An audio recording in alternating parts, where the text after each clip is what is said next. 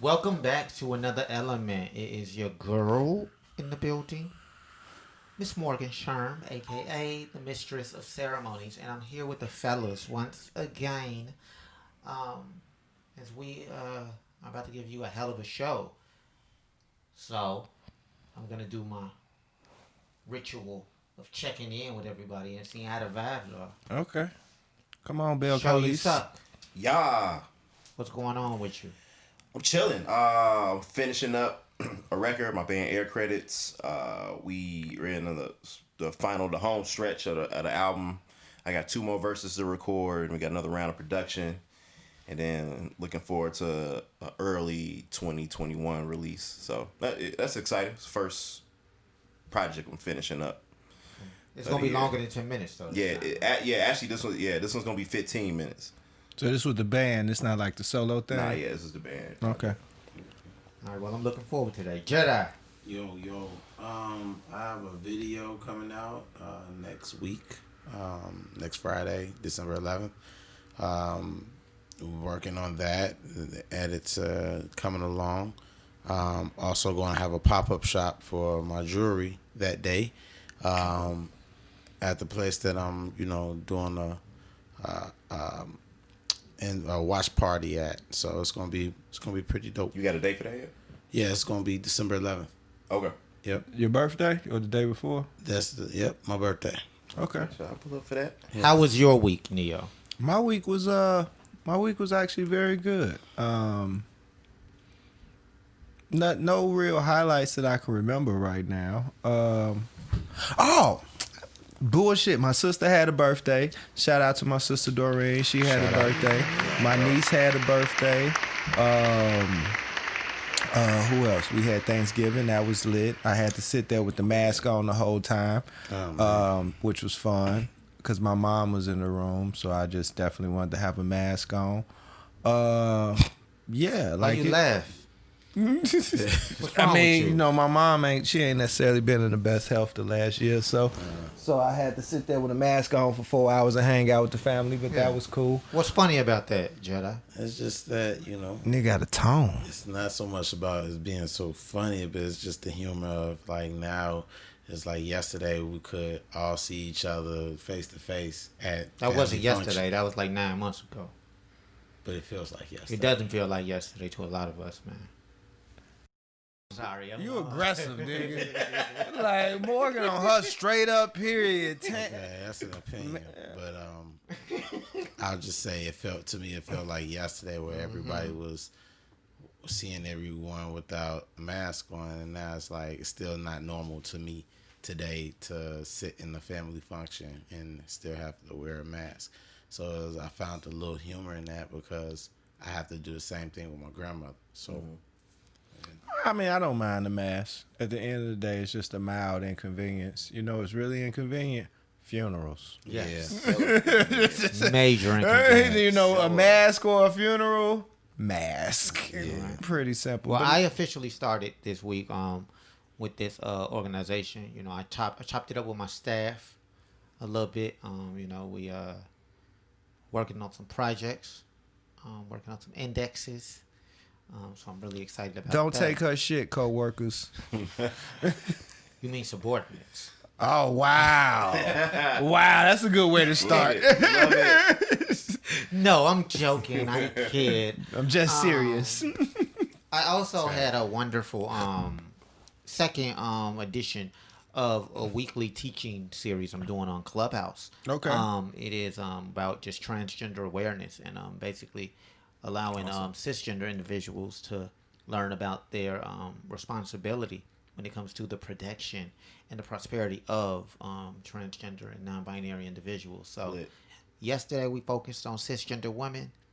Saturday we'll be focusing on cisgender men. So this should really be Exciting. hell of a ride. I think you Fisher. Speaking of Clubhouse, Friday, Kevin Hart Okay. was the topic of discussion on Clubhouse. Now, a little backstory because something blew up over the internet all weekend. Kevin Hart a couple of individuals decided to make a room titled "Is Kevin Hart Even Funny?" No. Now, while that can be their opinion, that can be your opinion. Fact. Eventually, Kevin Hart entered the room, As he should. and when Kevin Hart entered the room, They shut up like Debo. no, various other men entered the room, male comedians and such, and entertainers and such, and it became a very strenuous situation, you know. Kevin Hart was asked to explain a joke in his latest special, one where he inferred that his daughter was partaking in hoe activities. They made him explain the joke. Yeah, and I think like once you get a comedian to explain a joke, That's terrible. It's not funny. No father wants that. That's a nightmare. Why did he explain the joke? I wouldn't explain the joke. I'm not here to explain myself. Fuck you. but also like I think that people were wanting him to atone for his past mistakes as well, and I think that as we enter this new realm with comedy, I'm actually like confused. Neo knows I started doing stand up last year, and I literally have been turning down like Zoom shows all COVID. Like I'm not and the reason being I don't want to make a joke that I think gives somebody a license, or that somebody takes as giving them a license to poke fun at a trans or queer person. Yeah, I feel that. So I think as we navigate these new responsibilities, I don't really know how comedians can That's move comedy forward. though. That's comedy. And I get that too. And comedy is commentary. And if you want equality and equity means everybody catching these jokes. Yep. You know what I'm saying? It's us. Like this whole rush to a safe space is just creating censorship and self-censorship. We have to find the fine line, and I'm not saying we found the line yet. Right. But at the same time, censorship on any level is downright anti-American. You can't worry about offending everybody. At the same time, you can't be offensive. And I don't know where the line is, but if you I remember one motherfucker said, why do I talk about handicapped people? Because they said treat me like you treat everybody else. If I'm cracking jokes on everybody else in the room and you handicapped, well, you getting a fucking joke too. Yeah. So it has to be this balance without the left and the right now with these safe spaces they creating is actually creating it's diffusing thought. You know what I'm saying? If you worrying about everything you saying who you gonna offend, then you ain't gonna never say shit. I feel that. I to the flip end of that, but I absolutely agree with that. I think the issue with comedy is that let's say for instance you with your cousin and someone that's not a family member that doesn't quite know your cousin, and they make fun of your cousin, and you check them because it's like, hey, bro, you can't make fun of my fam. You know what I'm saying? Because you don't have an equal understanding of this person. Right. I feel the problem with comedy is that everyone in the audience does not have an equal understanding of everything.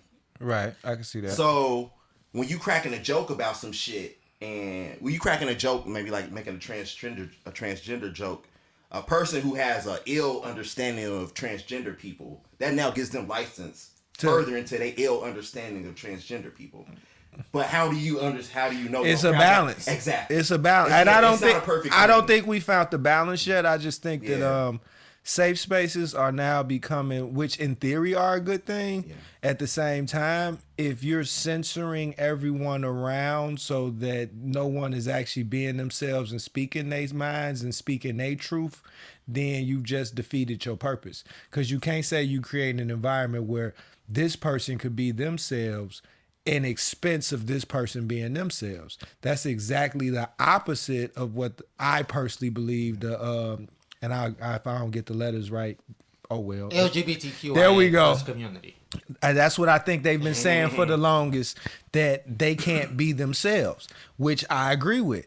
At the same time, you being yourself is not going to come at the expense of me being myself. We have to figure out how to all be ourselves. And I'll say this. I do, I kind of fall in line with you in your thinking, that the only way we can be our full selves is if we can actually joke at ourselves. But I also think we're at a point now where, like, transgender violence, it still is an epidemic, to be honest. You know, like, the reality is we're only so much of the population, and like 37 transgender people, I want to say, out of merely 2% of the population of the United States have been murdered this year. I'm not even talking about the transgender people who have died this year. I'm talking about the ones who have been murdered. I want to say that's a rate of about 19%. Wow. And that's like, I didn't know that. That's absurd. So at this point, it's like, I have to be careful if I'm going to say something, and I have to be careful if anybody else is going to say something, because you could honestly be putting us in harm's way. What you're saying and how you're saying it, and what platform are you saying it on? If you say it on when you go to a comedy show, expect comedy. Nobody knows what's gonna happen next. Nobody knows who's gonna say what next. It's been offensive in the past where certain comedians get on stage and they used to pick on the homosexuals, but then they turned out to be all gay though. That's what I was gonna say. I'm gonna let you finish, but we saying the same thing. Go. That's basically what I was about to get to, because it's like most of the people that pick on the ones that are either homosexual or trans or anything of that nature, they're usually like that or on the cusp of it. You know what I'm saying? So, like, for somebody to I wouldn't equate that when it comes to like trans. Well, not trans, but definitely. What I will say is what I think.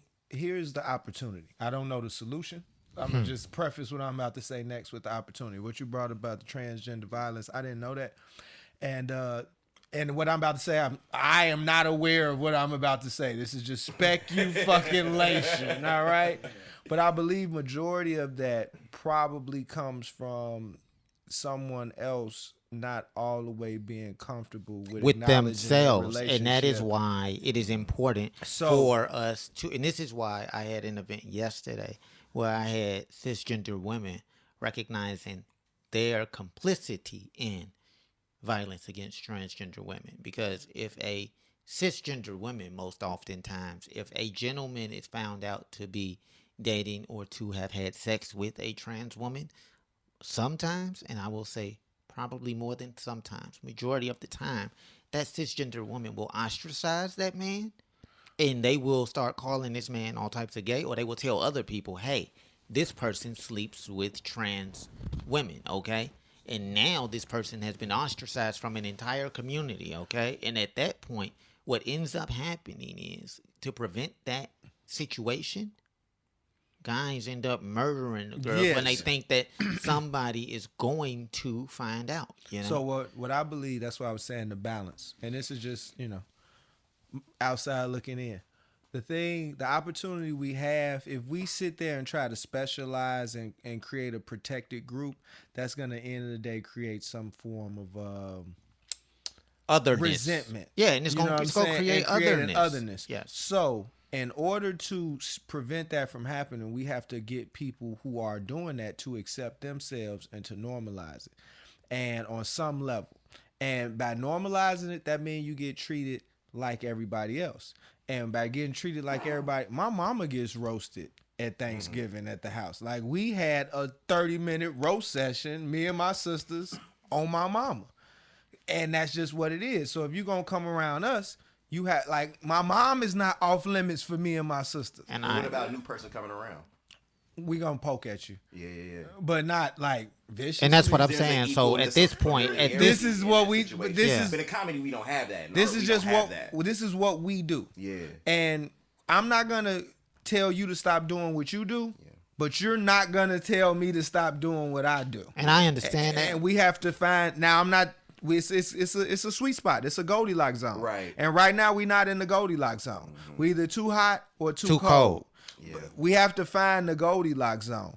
But you being able to do you and be you means I get to do me and be me. And I don't think we've figured out how to do both right and now. I will say that I am like I get concerned because I'm like, yo, I don't want to say certain things, like I said, to give people license, but also like it's to a point now where I get nervous just about even saying like I went to Chick-fil-A last week and I couldn't even tweet about it. 'Cause I was like, yo, if I tweet that I went to Chick-fil-A, niggas gonna look at me like I'm a hypocrite. And it's like, fam, Cancel culture is the worst thing. I just wanted a grilled chicken right. sandwich, fam. Like why Cancel y'all- culture is straight censorship, and that's why I think it's dead on both But it's sides. like, and so I think like with the Kevin Hart situation, and I will say this, when he said the homosexual joke about his son, 20 years ago. no, I'm not gonna. I mean, in my eyes, as a person who operates as a queer, black, transgender woman, anytime that someone does openly commit homophobia or transphobia, I treat it the same way as racism, in which I'm not required to give you space and grace. Every time that you encounter me, I am requiring you to prove to me that you have grown from that. I don't that have to is an prove anything to you, though. What I'm saying is, and this is what I'm trying to explain. There is, unfortunately, the effect or the impact of Kevin Hart's statements years ago in regards to that situation are we can't even calculate it, because the reality is somebody could be watching that clip tomorrow. Somebody could be watching that clip 10 years from now, and that could be something that triggered. That could be something that pokes at something inside of them. And the thing is, and I see you saying that you don't get it, but this what No, it it's is. not that I don't get No, it. this is what. Oh, but I need you to hear this. That the reality is, if something affects somebody or something hurts somebody that you've done right, you can't be the judge of how they received it, you know? Oh, no, I'm not saying exactly. that. So what I'm saying is, when it comes to that stuff, in my opinion, yes, you continually are forced to atone for that. No, you know? no, that's what I believe. Here's what I will say. That I see what you're saying. At the same time, I personally, and this is what I tell people I know about me personally. If we ain't talked in 2-3 years, you don't know me. A version of me is living in your head rent free, but that ain't me. And if I did it, I apologize. But if it happened in 2017, at this point, I don't care. I did it. I made my mistake. I turned that mistake to a lesson. I turned that lesson to a blessing. Whether I did or did not, that is not your responsibility or business. And if you want to hold that against me, that's on you, because you're holding that against a part of me that is dead and has moved the fuck on.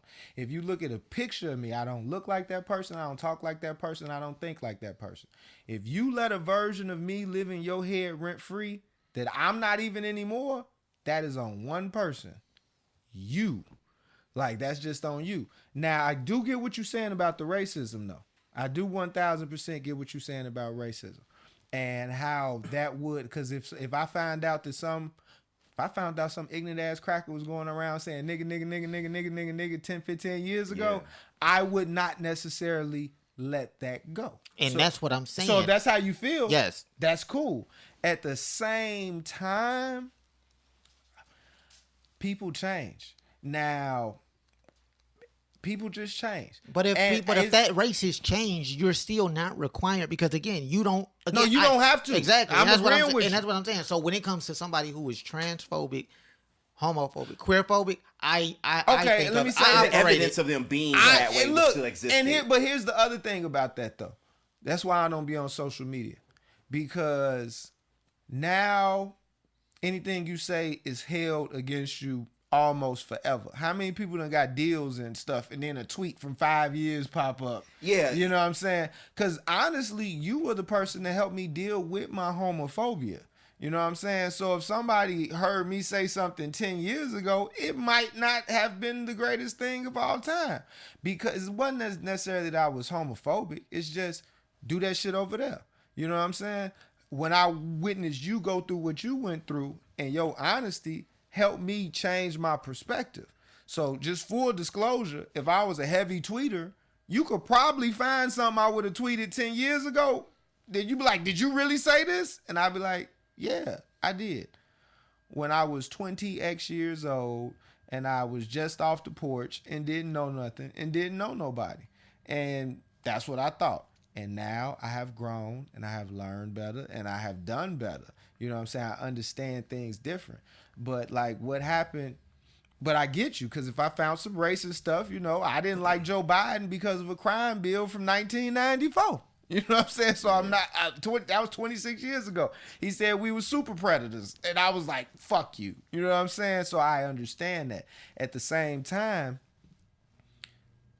if it happened 3 to 5 years, like 3 to 5 years ago, somebody that was kicking it with you 3 to 5 years ago literally don't know you no more. Now, with that said, I totally agree.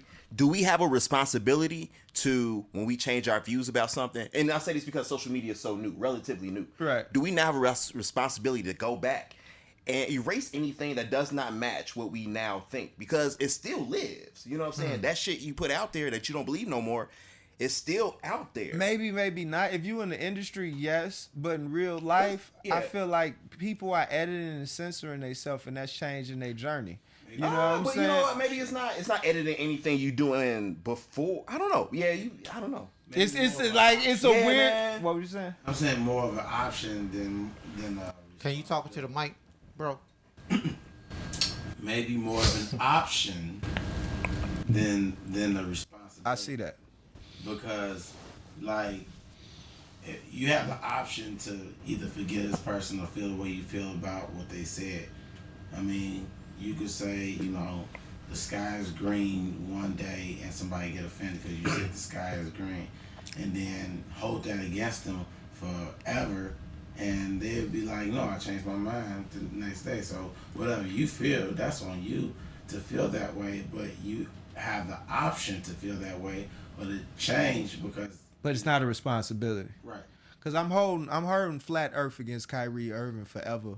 But I have an option to forgive him. I will say this though. When it comes to Kevin Hart and his daughter, again, I can't judge the people who were impacted by that because I was not. No father wants their child to be a daughter to be a hoe. I wasn't a teenage girl who got called a hoe. You feel me, by my parent. So I don't know how somebody received how that would make you feel. That, you know. Right. Now I also don't critique people's parenting because again, I'm not a parent. You know. I'm how old? You don't have to be a chef to know how to cook. Also, I mean, as long as I don't. How old is the child? That might make a slight difference. She's a teenager. What teen? 12, 19? There's two different things. How old is the child? I mean, if you gonna do something like that, then it should at least be funny. That's all. Well, Kevin Hart's not funny to me.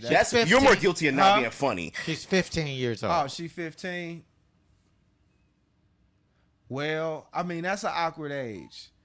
Because, like, I got a 16-year-old. And we had talks early and often. You know what I'm saying? When she was 12, because she lives out in North Carolina, in a very European part of North Carolina. So I had to let her know at like 12. I'm like, hey, them little girls start wilding out yet? She's like, no, daddy. I'm like, look, when they start wilding out doing all that wild stuff, that's them. You're not one of them. That's what they do. So, like, as a father, you actually really do have to have the talk. And I used to tell her, I'm like, look, them little white girls is nasty. You need to know what time it is. Like, and when they let you know you're not one of them, agree with them. Don't try to fit in. Don't try to blend in. And we started having that talk during My Little Pony era. And then by like, and it's like 6th grade, I had to pull her to the side. And she's, Dad, I don't know what you're talking about. And then one day I get a call like 2 years later, and she like, Dad, oh my God. You were right. You were right. Let me tell you about these bussers. And this was like 7th grade. Like we had like Splice, like what was the name of that Spice Channel where we had to like watch. Spice? Yeah, we had to watch the wiggly porn and shit where you be like a titty. Oh, I think I seen a titty.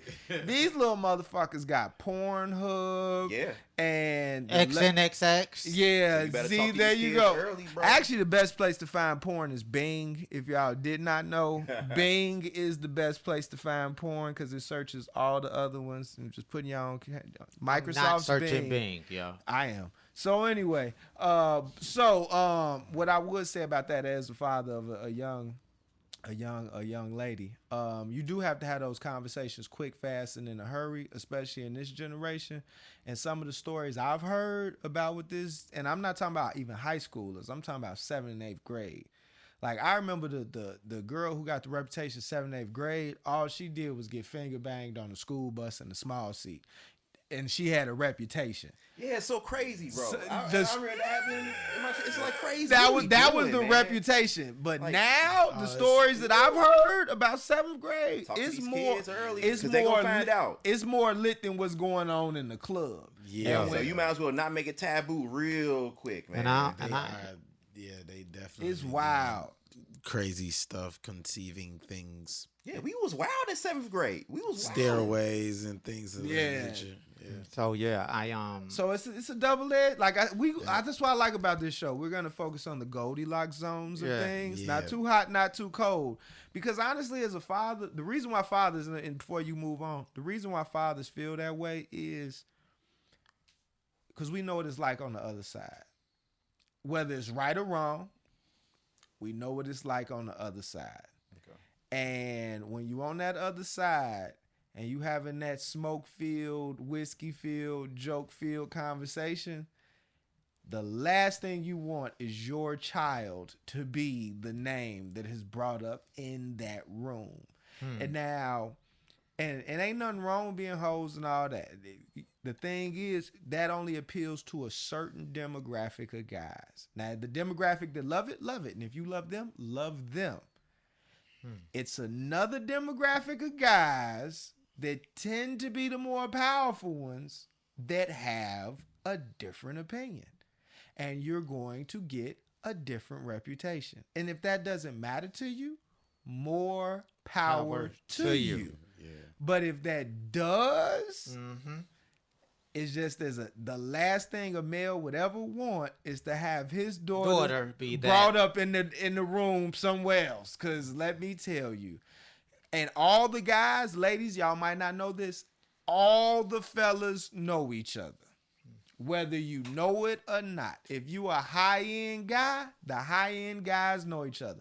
The rappers know the football players, know the basketball players, know the ballers, know the drug dealers. They all know each other. And let me tell you, ladies, something. Niggas gossip more than bitches.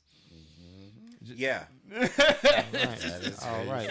Niggas got some more than about bitches. A gang of shit that shouldn't even fucking matter, but it's what's happening. Am I lying? No, absolutely not. Well, I would like to say that it did wrap up with, I think Kevin Hart he almost broke ClubHouse because they had too many people in the room. Now it it took a very weird turn when Ed Lover got offended because after like some of the male comedians that came on stage and stuff, a young lady was like, well, can I speak? Because, they were kind of over talking the young women, as some people like to do. It is Ed Lover. No, this is what happened. So she came on and said, she said, I'm not like the men on this stage, as I'm not trying to be a dick rider. Kevin. Motherfuckers hate that. That's where she went wrong. Ed Lover is a 50-plus-year-old man. That's what from New York. That's where she went wrong. A 50-plus-year-old black straight man, and he did not take that well. Of course not. He said, "Yo, not gonna call me that." Lord. And he went very rogue. And started screaming and all that other stuff. I wouldn't scream, but she came in and threw a grenade and got shot. I mean, I think that at a certain point, though, they can't take me and call it a dick rider, boy. Yeah, that's the. Now, I do think that leads to a different conversation because I've seen a lot of, and I realized for a while that I was operating from a space of, I don't want to hear from any men, That's like, sexist. So I realized that I was working through some hurt and frustration that I was dealing with internally, but I also had to come to the conclusion that I can't hold that type of vendetta against a group of people whom I do love and care for. And I say that I have to, or I've had to start giving space and grace to people who might not be where I would anticipate them to be.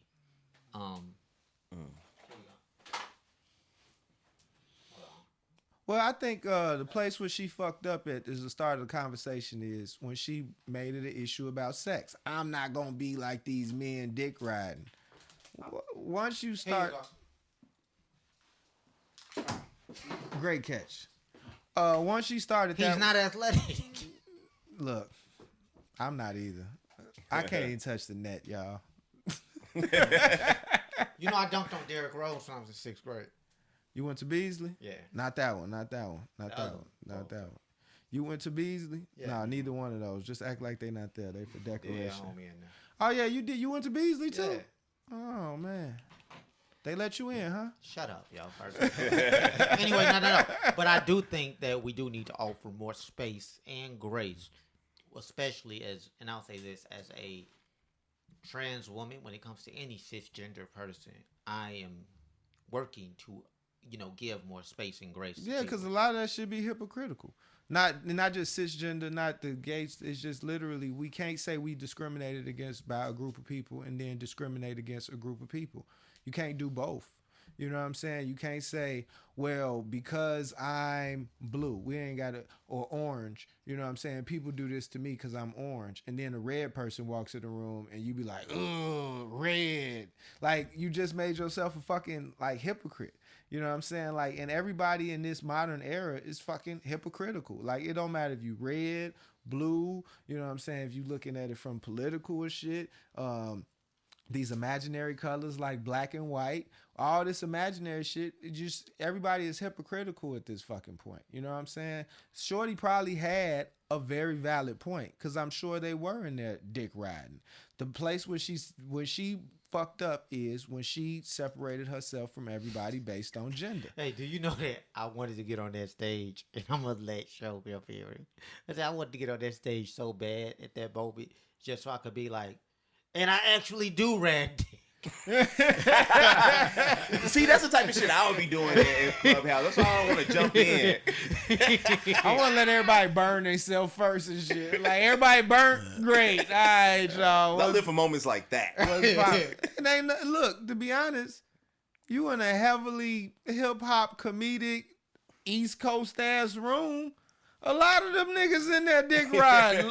Literally. Hey, might want to know where you are. We're not going to talk about anybody who may be. Ain't no talking about. This is me accepting it. This. First of all, we don't know.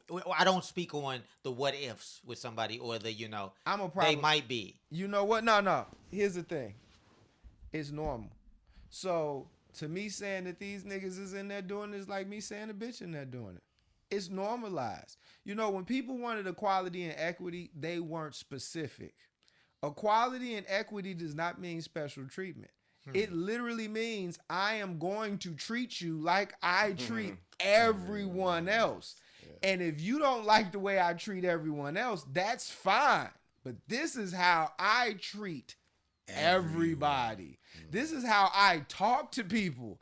Caveat, I might not talk to people the right way, but this is how I talk. Like, I remember when I was a feminist, like in college, right? I was learning about the patriarchy and all my privilege and shit, and the bitch said something. I was like, damn, she right. Like, at first I was fighting it, like, and then the motherfucker said something, and I'm like, oh shit, this nigga right. But here's the problem. They said, treat me like you treat everybody else. And then I was like, oh shit, I am treating you different. Oh shit, I'm judging by a curve. Oh shit, I'm the nigga you talking about. Like, it struck me like lightning. And then they was like, well, treat me like you treat everybody else. And I was like, deal. And I started treating them bitches like I treated everybody else. They're like, whoa, what is this? Hey, I want to say something like, yo. What is this? So This is how I treat people, motherfucker. now I do want to say this, because me and you show we both operate in queer hip hop black spaces. Yeah. Um, I'm been having an issue lately where I'm trying to figure out how to navigate my interactions and engagement with people of queer communities, and then the straight people that I be around. What was in that weed, man? And so I would stop jerking over there. Do you have to separate those relationships? Nah. You know what? I operate in a space where I think before my art, even me as a person, became heavily associated with queer culture, I had already kind of curated my circle of people that I already knew that was already accepting to the queer community. So I think before once I did kind of insert myself into queer spaces, it wasn't a shock. It wasn't a shock to like people's system. So I didn't have to so much deal with the experience of having like a queer crowd and like a straight crowd necessarily.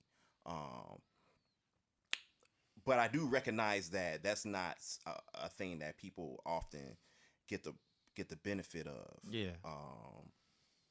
But I had just spent it so many years, and just naturally, just being a musician and living how I live, going on tour and isolating, you whittle away people. You trim fat. I've been trimming fat for years. So now just my initial circle. You get to the bone at this point. So it just got to the point where like the people that are a part of my life and are part of my music circles and streaming like circles are people who are just genuinely accepting of queer communities and queer spaces. So yeah, I just kind of work to make that transition a lot easier, I guess, for myself. But I definitely run into like at least fans. There's been like a few fans trickle here and there, quote unquote, that are shocked by I guess my insertion in queer culture. But And for those who don't know, you are pansexual. okay. And for those who don't know what that means, Yeah, I was to say pansexual. Basically, my attraction, and my relationships aren't based on. It has nothing to do with how someone identifies. It's just literally I just like people. That's to say that I fully recognize what someone identifies as. Okay. So basically, if someone with a vagina came, I dated someone with a vagina and they identified as a man, I fully acknowledge yes, that they are a man. Okay. well, thank I you had for to that. look that shit up. Yeah, shit. Hell yeah, I wish more people would. Yeah, look this shit. It ain't hard to find. Nah, we got Google. But The yeah, duck goose if you're on the right. that was a lovely conversation. Now let's go right into the music for today. As it's about time for music theory, and I got a couple of people who do music in here, so we about to figure out Let's get it. how y'all feel. The first record, You got it plugged up right? I think I do. Are you sure? Yeah, you see. Do you got it right? Yeah, I'm ready for you, boo. All right, here we go. This is a brand new Chief Keef. It's called Status, produced by Mike Will Made.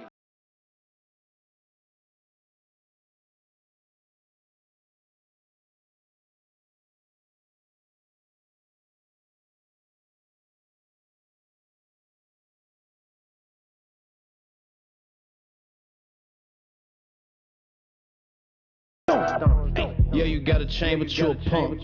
Yeah, I got a pump, I let it rock like pump.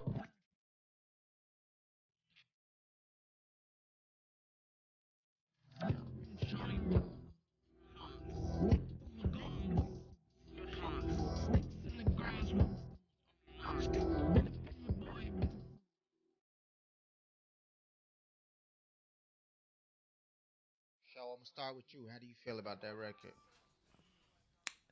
I dig it. I'm actually I'm a huge fan whenever Keith does a joint with Mike Will. To me that one does not disappoint. Beat rocking. I love Sosa, he's real good at dark humor. So it's always little funny lines here and there. But I fucks with that. I rock it with that joint. Jedi, how do you feel? Yeah, it was Hi, boy. well thought out. Yeah, hell, yo. It was a nice beat to it. Yeah. It was This nigga Piccolo. it was good. Yes. Hell yeah. Yes, this nigga's Mr. Pickle. Hello. Hell yeah. That's tight. Hey, Neo, how did you feel about that record? That's tight. Mr. Piccolo. Hey, man, you raised Gohan. You did, bro. You motherfucking- did that You shit, train bro. with the weights on. All right, you raised Gohan because Goku's a deadbeat dad. And fucking Chi-Chi is cut that nigga nuts off. He henpecked. You ever notice though, Goku is neutered. They cut off his tail, and he's a neutered Saiyan. Oh shit. That's why he henpecked, because he's neutered, and that's why. I ain't never looked at it like that. Yeah, Goku. What I think about it, I think that it's a decent song. I mean, it sounds like a bunch of them, but I do like it. I like when Keef uses top-notch producers, and I believe that I'm gonna say this. I said it earlier. I like to thank CPD for banning Chief Keef. Y'all kept him alive. Thank y'all. Chief. That Keef, is a very. Thank y'all. It's such a. It's fat. It's a dark thing to say, but it's true. It's so fat. Yeah.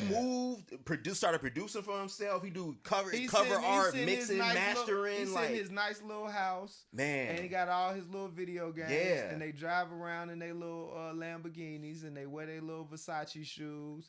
And for the most part, they completely stayed out of trouble. So shout out to CPD. We appreciate you for keeping Keith Cozart alive, because that's probably the best thing that ever happened to him. yeah, Wow. big facts. I still remember the first time me and GLC met Keith. Okay, Yeah, tell that us was that. about it. Yeah, no. This was after the video had come out of the 12-year-old who was like super hyped that Chief Keef had, fresh.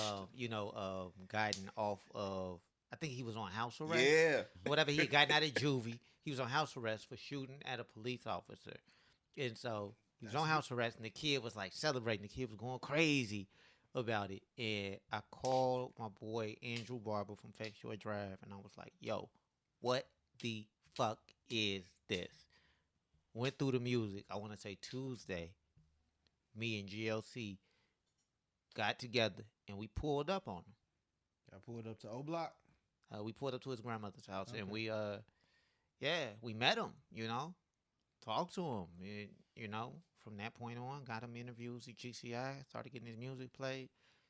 Interscope was calling me. I'm this nigga.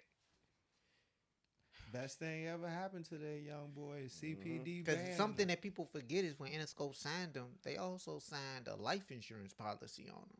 Why? are you fucking serious? They didn't think that he was going. I would have did the same thing. They didn't think Yo, that. that's crazy. They didn't think. I That, don't They know. can put a life insurance policy on you. Yeah. This is crazy. I don't know why more people in the hood don't do it for their knucklehead nephews. Oh, you stupid. Great. You funding generational wealth. $1 million on your Wait, dumb how many ass. rappers got this? How many labels are putting insurance policy on rappers? I'm sure Quando Rondo label got a. Hey. That's insane. That nigga is courting a bullet. How do Jay Prince say it? He is campaigning right now. Wow. It's crazy, And bro. he's gonna win that election. It's All crazy. right. All right. Our second song that we are reviewing today, it is The Game featuring Lil Wayne. The song is called AI with the Braids. AI with the Braids. The Game featuring Lil Wayne. I'll start with you, Neo. How did you feel, particularly about that Lil Wayne verse? I said it earlier. I was watching the interview with Lil Wayne and the baby. Lil Wayne and Little Baby. Let me be. Or was it Lil? I don't know. The Baby is the one. From North Carolina? Yes. No, this is the one from Atlanta. Yeah, Lil Baby. Lil Baby and Lil Wayne was having an interview, and Lil Baby said that the reason he knows a record is a hit record is based on the reaction that he gets from the fellas in the studio. And Wayne adamantly said, I don't allow people in the studio with me anymore. He said, I used to do that. And when he said he used to do that, I was like, is that when he was the greatest rapper alive? And then he said he stopped. And this record, to me, it sounds like I wish Wayne would actually just get the fellas back in the studio to get again, so that they could look and he could feel the vibe. Because I mean, it's a decent record. I don't know what happened to the snare. It's very rare that I could say I like the Game's verse better than I like Lil Wayne. I felt like Lil Wayne got Eminem, as Show just said, and just left the pocket and just, I don't know, disappointed. Jedi, how did you feel about the record? I felt like, particularly about that verse, he's more high than I am at the moment. It's like he took off. Piccolo is in it right now. Yeah, that might have been cocaine. I know. Piccolo's living. Weed help you fall in the pocket. Yeah. But he's done that. He's done that flow a bunch of times. He literally took the fuck off. Like, you just start yelling at you after a while. You see the picture when he had his braids sewed in because his dreads was falling out? What's happening? Yo. I didn't even know that was a thing. I think he thought he was going to be in the 27 Club, and that nigga woke up on his 28th birthday and was confused. 100%. All right, Show, how do you it's feel? me and Amy Winehouse. I thought the song was cool enough to something I'll play in the car. Game was mixed a lot better on that song, but I do find that Lil Wayne was more interesting to listen to on it. Just rap wise, just like lyrics wise. Game was just kind of like a standard Game. Yeah, he was standard Game on it. But Wayne's verse is just one that was mixed way too high. He was definitely not in the pocket, but what he was saying was a lot more interesting than was it? Game. I think so. I couldn't. Nigga just named AI 12 different times, yo. He stayed to it. He stayed to a theme. What is going on with these records coming out that ain't mixed right no more? I think, because a lot of that should be old. Like I bet Game was sitting on that for a long time, or Game had it for a long time. Was like, hey Wayne, like hit me with this shit, and he probably sent it last minute. You know what I'm saying? Like a lot of shit happens in different stages all the time. I remember when you used to listen to music and you would A/B and car test your shit to theirs and feel like inferior almost. Like, cause you get your best mix and then you go listen in the car and then you play they shit and then you play your shit and you be like, I should quit, right? Like, this is literally backwards now. Like they ain't trying no more. But I think, what does that mean about engineers nowadays? That's what I'm saying. What is the engineer? Because I heard a young lady when I was yelling about the Meg album last week. She brought up St. John and she was like, St. John's new album came out and it's mixed terribly. And I was like, there's been a lot of poorly mixed projects lately. I think and then because we're living in this streaming era where I know physicals coming out, so they can hear the reaction, but then they're able to go in and redo it and then just re-upload it to the service. And now people are like, so how are people actually grading this album? Because I think that the mixing and mastering is part of the grade of the album. When I listen to your record, that's what makes you professional. That started with The Life of Pablo. I will never forget when The Life of Pablo got uploaded. Some of that stuff was not mixed properly. However, a few weeks later, he came back and changed it. Yeah, he came back and changed one stuff. of my songs. He changed stuff and all this other stuff. Well, here's the tricky thing, and I would say it's someone who I love that song. Drake wrote that. Spent money. Drake wrote that. That's someone who spent money on getting shit mixed. It's getting to the point where it's really difficult to pay an X amount to someone for mixing, knowing that a bulk of the people that's gonna hear it, it's gonna listen to it on fucking Apple AirPods. It's gonna listen to it to whoever busted ass Bluetooth speaker that they bought from fucking Walgreens, So a lot of people are taking more liberty and maybe mixing things on their own. So and with mixing, there is some right and wrong, but a lot of it is just, once again, it's objective. And sometimes you gotta decide, am I mixing for the car? Am I mixing for headphones? Is this song mixed for a stadium? Some artists are big enough, they only tour stadiums. So they should be mixed for stadiums. No. So it's like, as an artist, it's like, so what direction do I go? It's confusing as hell. Coloring book was that for me. I hated it so much because it was mixed so, I was like, yo, who the fuck mixed this so bad? 444 was mixed awfully. But I can't believe Young Guru. That's Guru. But sometimes, though, what I will say, I think sometimes those are artistic decisions. Yeah, that's the thing. Because sometimes, like, if you listen to J Electronica and 444, I think they both mix terribly. I hate Jay Electronica's mix. It's terrible. Unless they wanted it to sound like underground hip hop. Yeah, that's the thing. Some people are only used to crystal clear mixes. Because like I listened, like they had a X song, Triple X, God bless the dead, called KMT. That's when him and Drake got into it. I heard the actual mix, and then I heard the mix that they put out. And they're two different mixes. Yeah. The mix sounds clean and pristine and how it's supposed to be. The other one sounds a little grungy. And the one that came Miami out, shit. They just killed the limiter. Like they that's the style. They purposely over limited it so that it would sound like he was more underground and unpolished than he was. Yeah. So it's two different mixes on KMT. Yeah. It's like this clean one where it sounds like what it really was, and then they got some shit that they put out to make it sound like he was a SoundCloud basement artist. People are so used to hearing clean mixes as the proper mix. When you hear anything that isn't that clean mix, it's a bad mix to you. But it's not really a bad mix. It's just a different approach at mixing. It's an intentional. Yeah. Yeah, so that's why my shit is a different approach to mixing. We don't know if it was intentional. Because I believe if you listen to a lot of the J&J Electronica, I think it was intentionally mixed to not sound like major label productions. Because I know good and hell well, if Guru wanted to, he could make that shit sound sparkling.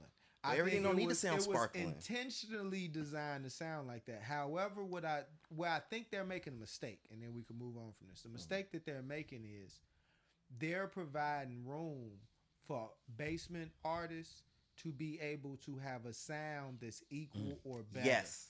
And sonics is what used to separate the men from the boys. And if you're not putting that gap, because I'm listening to that snare, the reason I was listening to it, because I'm going to go back to mixing some shit that I made, and I was using that to AB. And that shit sounded awful. I would never let that snare out of my basement, is all I'm saying.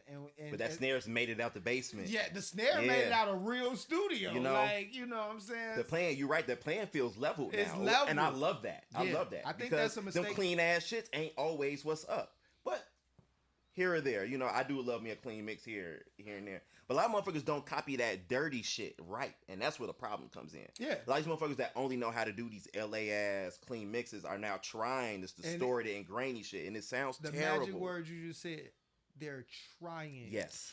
Don't try it. You know what I'm saying? Right. Because if you want to have a dirty mix, that's cool. You know what I'm saying? Just don't sidechain. Let the bottoms do some shit. Don't do a bass scoop. King of the shit. Don't do a bass scoop. It's very easy to do it. But if you don't know how to do it, then it will sound pretty fucking bad. Yeah, people are overproducing it. That might be what it is. They're overproducing. They're overproducing to get it. Underground sound. Being a newer artist coming in, I think that it's a real huge difference of how you get your masterpiece produced, mixed, and mastered.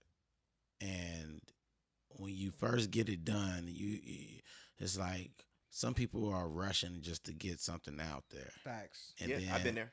And then there's people that actually want to put this artistry out there, and they think they're going the right way, so they get a certain person to do it or whatever.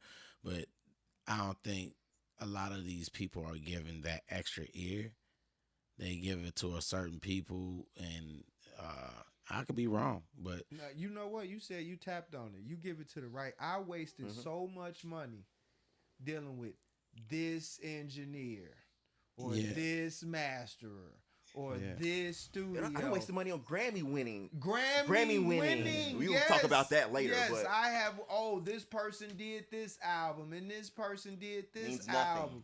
Oh, they 150 an hour. They 100. They 450. And you throw all this money behind a name, not knowing that they sucking up your money so that they could basically work for free or a discount for the bigger artists. Mm-hmm. And a lot of times when you don't have a name, you're paying for them to have a free relationship with insert sign, especially on the back end. Here. Hey, Piccolo, stop breathing so damn hard into the mic, man.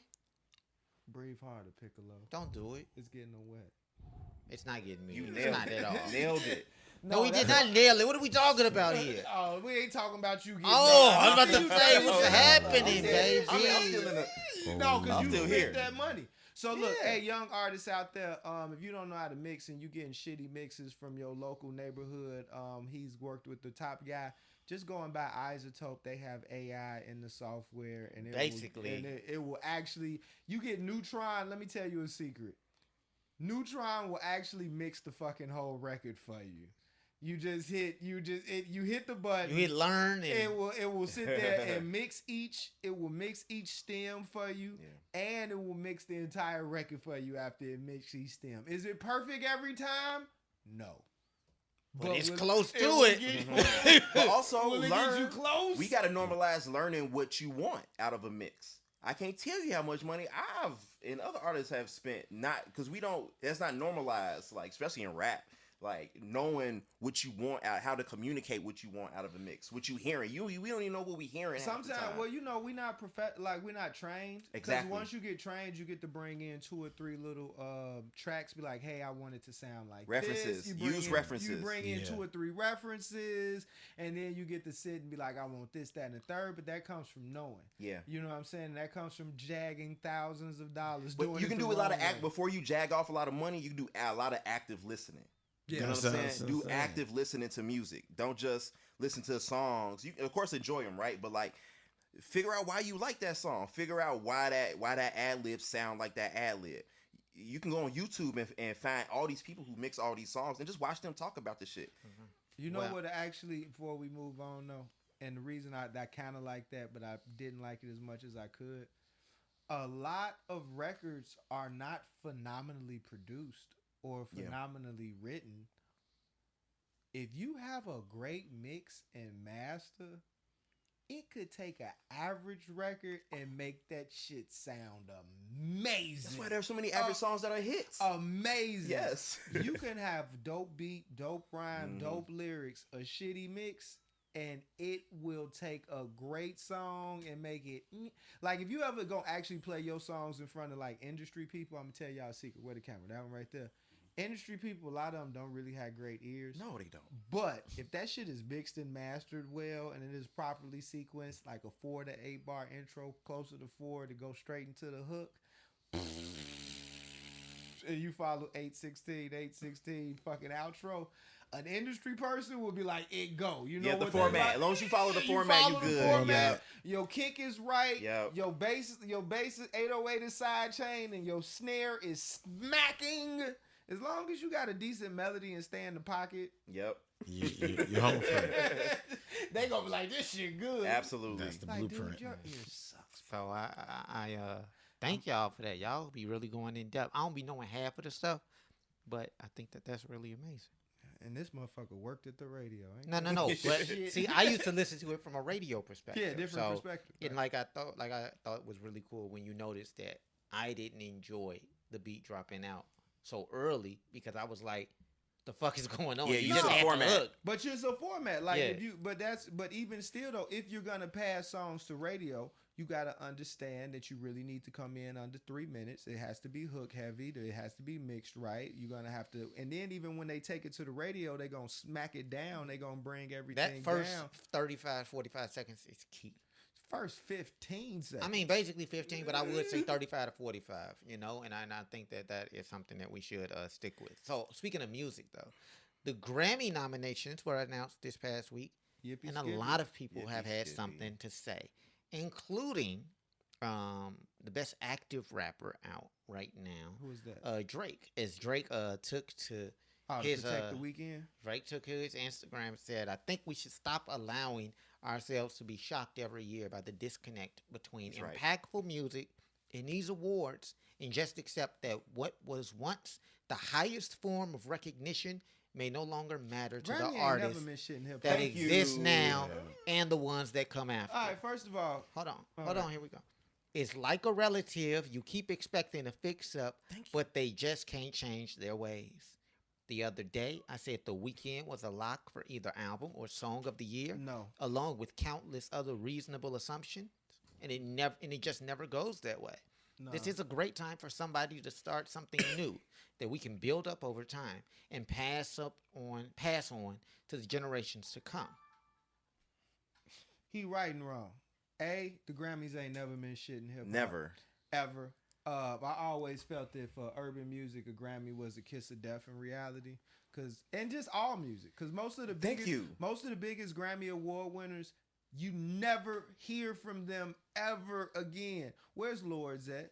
Where's Don't Know Why I Didn't Call? What was the name of that girl who won all them Grammys? That shit don't mean nothing. Awards for music, awards from institutions don't mean anything. If it come from a community, cool, but an award from an institution doesn't mean anything. They're selling ad space. Those are a bunch of people that are trying to keep their job putting that award show together so they can get hired the next year. When I used to think about winning Grammys, I probably cry on stage, but not because of what people think. Because I probably sit there in my mind, I'm so programmed to know that Grammys mean nothing in urban music that I probably think that I suck and my career is over. Like, that would be my speech. They'd be like, what are you crying for? And what people don't realize is that I'm trash. Even the only nigga who ever won Grammys that counted to me was Michael fucking Jackson. You know what I'm saying? And really, those was and that was the effort of. I mean, Jay-Z has won a lot of Grammys. Who? Jay-Z has won a lot of Grammys. Jay-Z ain't never had that Grammy night. That Grammy night. Okay, well, Kanye had that Grammy night, and but like the only person who I say, but I think Kanye was different because he's a producer as well. Yeah. Kanye, but Grammys in general, and just hip awards in general, have lost whatever meaning they had. Because who are you to even be of a person who can even give me an award? Thank you. Like, who the fuck are you? Like, and when you look at these people, and there ain't nothing wrong with the Grammy Association. I've done a couple cool things. You know what I'm saying? I'm just saying when it comes to urban music, I never wanted one. Now, I'm not going to be the person who shames D Smoke for getting nominated. No. And that's what I'm saying. That's what we're talking about here. But even with that, though, that's why I say Drake is right and wrong. The reason why I also say Drake is wrong, a lot of the people that was complaining that they didn't get Grammys, you didn't make award-winning music. But I think with D Smoke, it's like because a lot of people don't recognize him from D Smoke, a Netflix show, you know. But when people get nominated for these things, the public does not know that they can't politic a lot for that. There are events that these people go to. A lot of times the artist isn't there, but someone from your camp goes to this Grammy event to show face. There's a lot of extra things. They happen here so it's all not the on time. the merit that you had a fucking a fantastic project. There's so many things that's happening behind the scenes. If you look at it though, what it's supposed to be, and I'm not saying what it ever is. It's supposed to be about great music, and I feel like a lot of people that complain that they didn't get Grammy nominated, you didn't make great music. You made pop music, you made popular music, but you didn't make great music. Like, I'm sure, like, I looked at the numbers for what The Weeknd did. Those were some amazing numbers. That wasn't your best music. To be honest, The Hills, to me, that one record is better than the whole album. That's just my personal opinion. It was not great music. Even with the Grammy, it's not even on the basis of whether or not the music was. It's not based on whether the music was great or not. We don't actually know that. We don't know what it is. It isn't. It literally isn't. Well, we know people who vote for the Grammy. That's what I'm saying. We know people that vote for the Grammys. It's not based on whether or not your music is great or not. Everyone gets themselves so worked up over what it. I think happened though. Popularity contest. Well, that's what they was mad that it wasn't a popularity contest this year.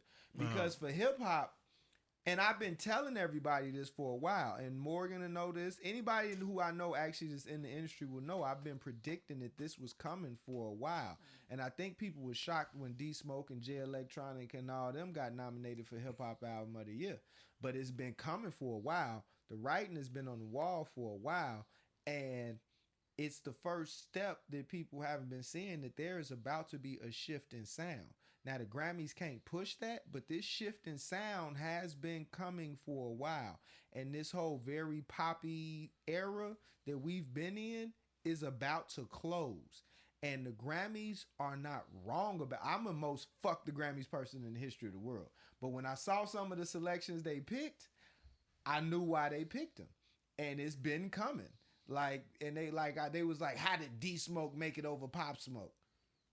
Because D Smoke put out a better album. Now, did it sound like a Kendrick album? Yes. When I played it for my girl, she was like, oh, this is good. I was like, that's not Kendrick. She's like, that's not Kendrick. I'm like, nah. Well, how does Kendrick feel? I'm like, he probably don't like Yeah, it. is that a Compton sound? Just to digress, just real quick. Is that technically a A Compton South sound? Central sound? Yeah, No. because No. I think we talked about that before. not. Like a lot of TDE guys, they sound like Kendrick. So now I'm just like, is that really? Well, I literally I'm thought only that was associating that to Kendrick. Kendrick because I heard Kendrick do it first. Is that really a Compton sound? Kendrick and TDE It's kind the of sound. they're the seed of it. Yeah. And because it's good. Because I hate to keep, because in the case of D Smoke, I hate to, because when I first heard him, He's I also put him in Inglewood that of- category, right? I was like, oh, he sound like Kendrick. But I was like, damn, what if I'm just, because I'm not from there, I don't know that Kendrick ain't come up with that sound. You know what I'm saying? That's just I mean, well, maybe he Compton didn't shit. because Punch raps like that on TDE, and he's actually an executive. Wait, Punch rap? Yeah, Punch rap. Punch got some. Punch actually got. To be honest, I would Punch, imagine. Punch EP is better than Ab Souls. You to see me. what they all Like, put out? I would imagine Punch ain't that he bad. would probably be really no, good. Punch can rap. Punch can Considering rap. what they put out. Punch actually could rap, but it sounds like he picking people to rap like him, though, too. Okay, Yeah, that makes sense. I don't even, for Is for Baby better or King worse. TDE? Who? Baby King. I don't know. Yeah, They keep no, that's it's Kendrick's label. Okay. Kendrick got Yeah, the label. yeah. So I'm like, That's yo, who I Baby keep came on. getting people talking to me about That's Baby Kendrick's cousin, King, apparently? and I'm like, yo, he's not the future. G. I mean, I'm sorry, Baby King might be the future. I'm just not You not in sold. that future. That's what I'm saying. So, That's a great way to put it. Nah, but I think that Drake is right and wrong. He right that the Grammys are in just awards in general. The concept is who the fuck are you to even nominate or present or to award me? Yeah, it's like, why are we looking at who them? are you? You know what I'm saying? It's like, and I'm glad that that's it's an being- invisible list of names who are judging you, and they don't stand behind. Like they don't tell you which people decided people on it. really see who are voting, and like once I finally got a grasp of how easy it is to get on the Grammy board, it's not difficult at all. No. And once I found out who was on the Grammy board, I was like, gee, No, it's- why are we? It's people who ain't even all you ever gotta made do, all you nothing. gotta do is have a song out. It's and- also people who don't pay attention to music. I dead ass no Bender World, but not be on. There's people who Every- there's people who But vote for a lot Grammys of people- who don't pay attention I to know the music. governor for actually she's all right. She's all right. Shout out to Danny. But like the government, like it's you cannot, and that's what I think. I'm also glad hip hop is doing with media as well. We had to stop giving the power away to these people. That's why I Thank love you. all the podcasts that are being done by hip hop people now, Yes. where like we don't need you, you need us. And the Grammys in and of itself, a bunch of old European, mostly men who are wealthy and completely out of touch with the community cannot tell me what's what. The same way I can't go down to Nashville and tell them what's the hottest country music. Like I am not a relevant voice in that room. My Right. voice does not Yeah, hold weight right. in that room, and I know that. And I can't go to Nashville and tell them what's the hottest Dixie Chick song. They can't tell me what's the hottest hip hop record. The end. That's a good point. I also think that Beyonce got nominated for Song and Record of the Year. For what? I also saw that rap performance, I guess, which is how well you rapped over the song. That's That a new is Grammy? that's a category that's always been been there. around. Oh, but it's never- like I don't know how one can judge how well someone rapped over a song. You know, like. That's What does that what I've mean? been Like saying for you years. just went ham on a verse or something? No, Like- because it's like it'd be regular songs. It'd be like a Roddy Ricch record or something. That's what I'm saying. And So- I love Roddy Ricch, but I'm like, yo, how are you? And this ain't been Because I new. could see that, because that could be like verse of the year. Yeah, That but they're could- not going to do that. That could be And a it's thing. not what it is. That could be a thing. Or like the nigga, but like, what would that be? No, that's a good question. Like somebody was like, so how did you like that rap performance? Yeah, it would just be the execution of the rap. Like that sound like some shit you just say over a Bordeaux or something. Are they talking about delivery? I would assume but it's not. It's not what they saying. Because They it's just like, built how are another you going category. to? Yeah, how are you It's going to sell to? ad space. How you gonna Like, define when somebody's you- delivery? You know If you told me, I could tell you what it meant. Like if you told me what rap performance. But it's meant, like, yo, I could are y'all probably- talking about like because you don't know if they've been punching in or you don't know what's happening Exactly, with the it's recording bullshit. of the record. Like, so you trying to say who got the best melody? yeah, like who exactly? I Like, bet they didn't even think about it this much. like they don't even have the like you don't Right have the actual performance. you don't have the actual mixes to judge. Like, what are you looking at? You know, like What's the rubric Exactly. to determine? Bro, it's none. They be throwing these shits together. are Like, you bro, they looking at just the tryna Pro sell Tools? ad Are you looking space. at the actual Pro Tools files and saying, okay, this, then, like, this? I'm trying to think who would have. Now you got me. Because Thinking if that's who the has case, best rap Twister, performance. Wins Twister, every year. exactly, Twister would have won all the time. Like, Every year, like Twister, the end, motherfucker. like, what are we talking about?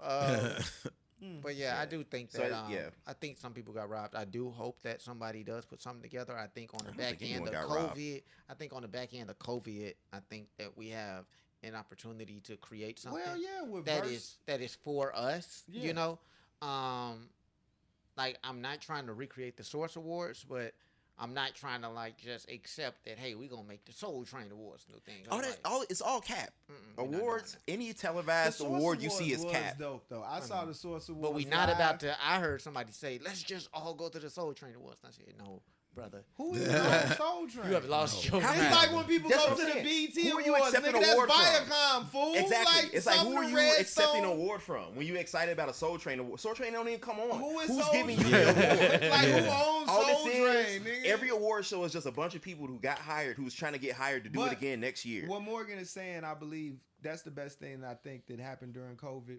Shit like Versus. Yeah. Shit like people starting to take on more podcasts coming out. Because at this point, hip hop media is done. Yeah. There's no need to go to Complex or Double XL or Source or none of that shit. You just go to Shout out to Jay Hustle though. but I mean, if you're gonna give the story, you're gonna give it to Fat Joe, you're gonna give it to Nori, you know what I'm saying? You You're gonna gonna give give it it to to Big Joe Mo? Budden. It only makes sense. You know, why would I? Because even then, if you come to Why like you ain't say me, man? You gonna big, give it to Big big Mo? trans folks, you know what I'm You saying? already know. There we Absolutely. go. Because Absolutely. Even when you come to us though, we not looking for gotcha moments. You know what I'm saying? We gonna let you tell your story. You know what I'm saying? And then even sometimes with us, if you tell motherfucker, man, just cut that shit. A nigga might just cut that shit. You Yeah. know what I'm saying? Like, would you rather go to us or a Billboard? Man, I can't tell you how many times just me doing press runs in New York, how uncomfortable it is. Because you just talking to people that ain't from shit, any fucking culture all day.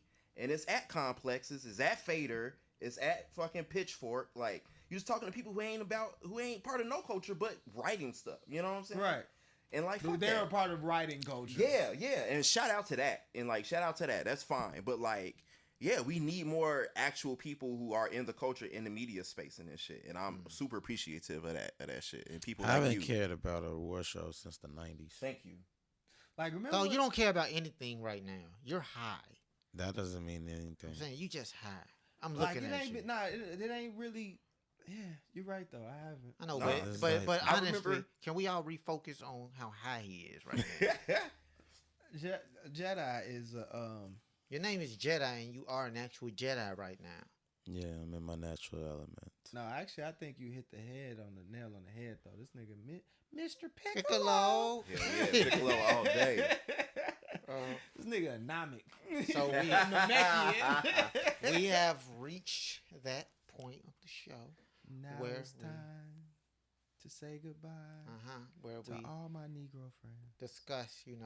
I want y'all to really focus on what y'all doing this upcoming week. I Okay. think that he was so high that he told us what he's doing this upcoming week at the top of the show. No, We're gonna still do it again. Come on, tell us about this tap dance on OnlyFans, Barney Rumble. no, The name of this shit is onlyfans.com/Barney Rumble. Party road. nah. I'm gonna be making a lot of jewelry this week and Okay. focusing on getting my ride because I think I want to go into mining for crystals. The Okay. repurpose is amazing, yo. He just repurposed what he did at the top of the show. Mining, right now. hold on. I know, and then you saw Pause. the mining. He gonna No I had a pause. homie who just went and did No that. pause, but pause. For real. Mining for crystals. Could you please elaborate? I want to go out in the fields and in different states and look for So you gonna do that this week? no soon.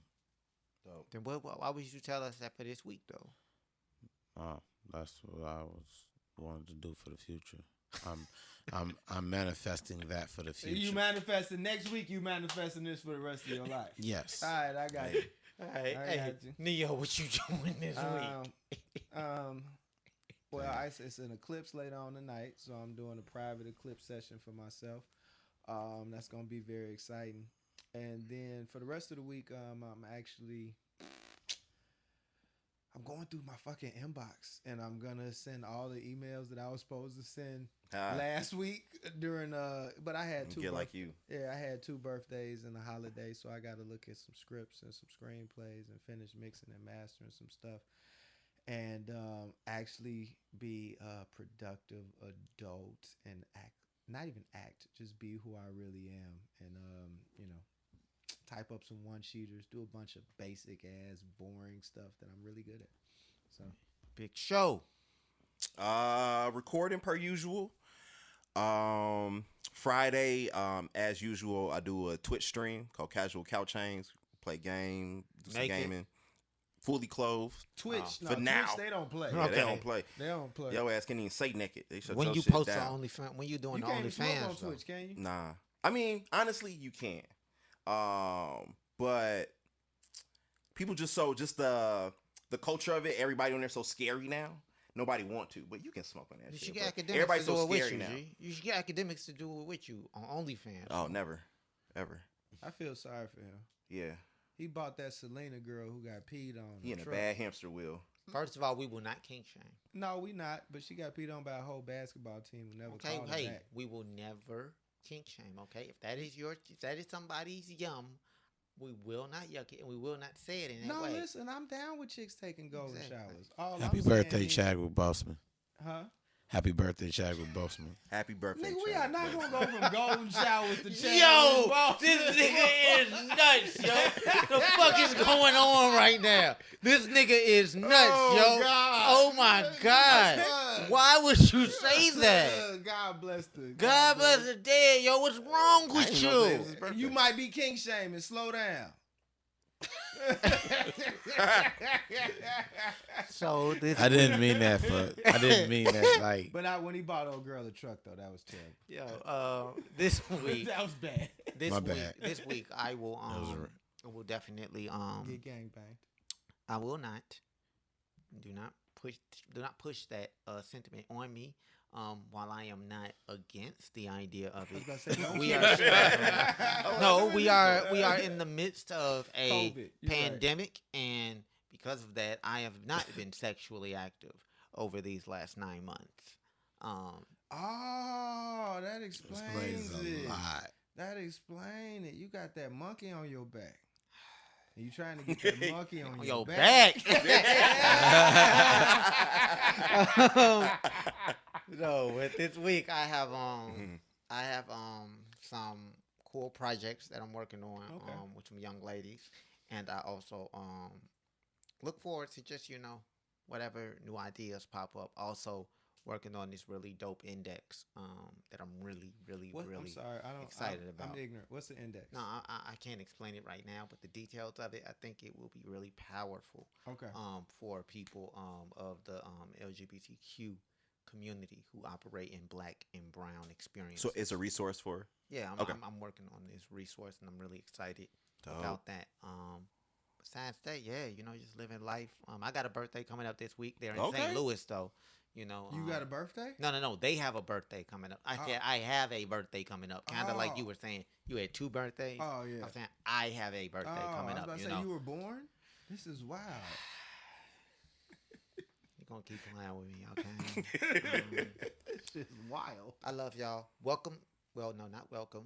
I'm acting like Piccolo now. Goodbye from another element. We'll be back next week. Peace and hair grease. Peace. Peace.